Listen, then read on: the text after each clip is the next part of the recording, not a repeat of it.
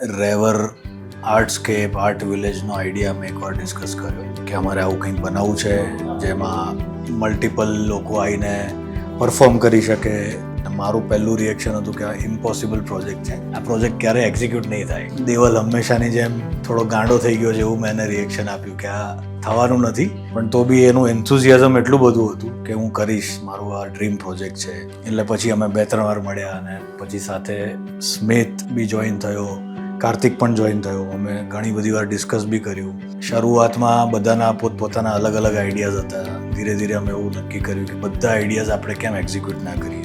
એટલે અમે એવું ડિસાઇડ કર્યું કે 4 અલગ અલગ આર્કિટેક્ટ્સના 4 અલગ અલગ ઝોન હોય જેમાં એ એમના ફ્રીડમમાં રમી શકે, પણ તો પણ જ્યારે પ્રોજેક્ટ કમ્બાઈન થાય ત્યારે આખી એક ફીલ અમે સ્ટ્રીટ બનાવવા માંગતા હતા કે સ્ટ્રીટની ફીલ બધાની એક સરખી આવે. હું વિલેજની થીમ પર કામ કરી રહ્યો છું જેમાં સ્ટ્રીટ્સ હોય, કોર્ટયાર્ડ્સ હોય, ટ્રીઝ હોય અને મલ્ટિપલ વોકવેઝ હોય કે તમે ખોવાઈ જઈ શકો અંદર. આગળ બી જગ્યા હોય, પાછળ બી જગ્યા હોય. ધીરે ધીરે પ્રોજેક્ટ શેપ લઈ રહ્યો હતો. આઈડિયા ધીરે ધીરે રિફાઇન થતા ગયા. 3Ds બનાવ્યા, સ્કેચીસ બનાવ્યા. ધીરે ધીરે એવું લાગવા મળ્યું કે કદાચ આ વસ્તુ બની શકે છે.